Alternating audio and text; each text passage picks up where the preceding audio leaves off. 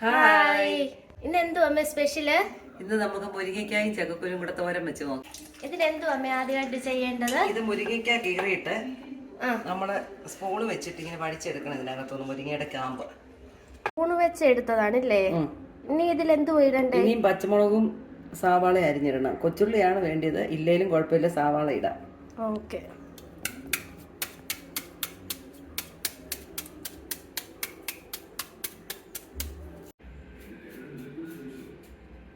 ഇത് മുരിങ്ങക്കയും സവാളയും അരിഞ്ഞതാണ്.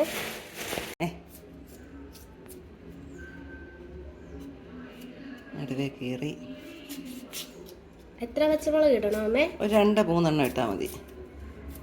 ഒന്ന് ഇച്ചിരി മുളക് പൊടി കൂടെ നമ്മൾ ചേർക്കുന്നതുകൊണ്ട്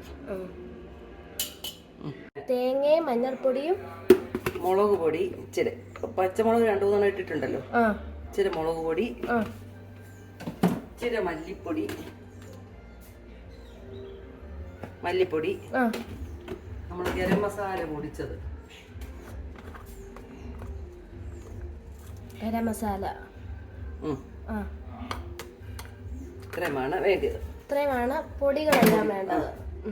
അത് മിക്സിക്കകത്തോട്ട് ഇട്ടൊന്ന് ചതയ്ക്കണം. പിന്നെ ചട്ടി അടുപ്പയിലോട്ട് വെച്ചിട്ട് കടുക് വറുത്ത് കടുകിടാം.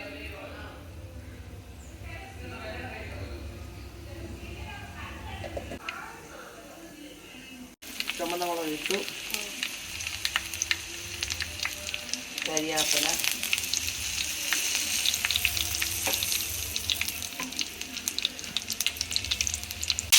ഇനി നമുക്ക് അരിഞ്ഞ് വെച്ചേക്കുന്ന ഈ മുരിങ്ങയ്ക്കയുടെ ഇതുകൊണ്ട് ഇട്ട് അടുപ്പയിലോട്ടിട്ട് ഒന്ന് വഴറ്റാം. ഇത് ഇങ്ങനായതുകൊണ്ട് വേഗം വലിയ താമസമില്ല.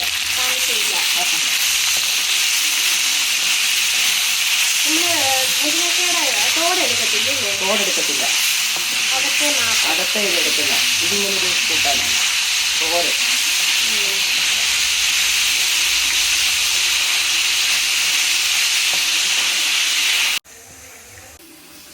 ഇതിനകത്തും തന്നെ കണ്ടോ വെള്ളം ഇറങ്ങുന്നത് കണ്ടോ. അതുകൊണ്ട് ഇനി വെള്ളം അധികം ആവശ്യമില്ല കണ്ടോ. ഇങ്ങനെ വഴറ്റുന്നുണ്ടേ വെള്ളം അതിനകത്തെ ഒരു മാംസളമായ ഭാഗത്തിൻ്റെ വെള്ളം ഇറങ്ങും. എന്താ എന്താ പറയുക, ഒരു അര ടീസ്പൂൺ, ഒരു ചെറിയ അതിൻ്റെ ആവശ്യത്തിന് ഉപ്പില്ല. അത് ഉപ്പിട്ട് ഇളക്കുമ്പോഴത്തേനും ഇതിനകത്തെ ഈ വെള്ളം ഇങ്ങനെ ഇറങ്ങിക്കും.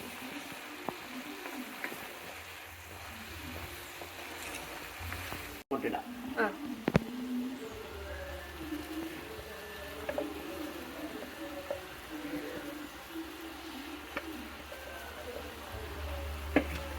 വഴറ്റിയിട്ട് അടച്ചു വെക്കണേ.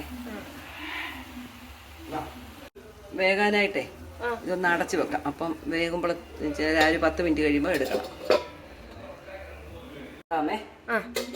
നോക്കാം.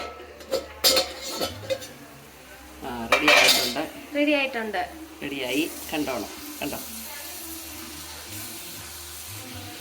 ഹെൽത്തി ആൻഡ് സൂപ്പർ ടേസ്റ്റിയാണ്.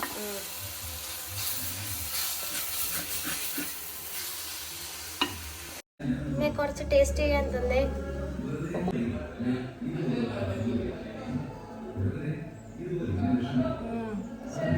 സൂപ്പർ.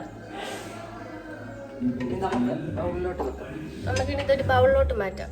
റെസിപ്പി വേണമെങ്കിൽ ഞങ്ങളുടെ ചാനൽ സബ്സ്ക്രൈബ് ചെയ്യുക, ഷെയർ ചെയ്യുക, ലൈക്ക് ചെയ്യുക.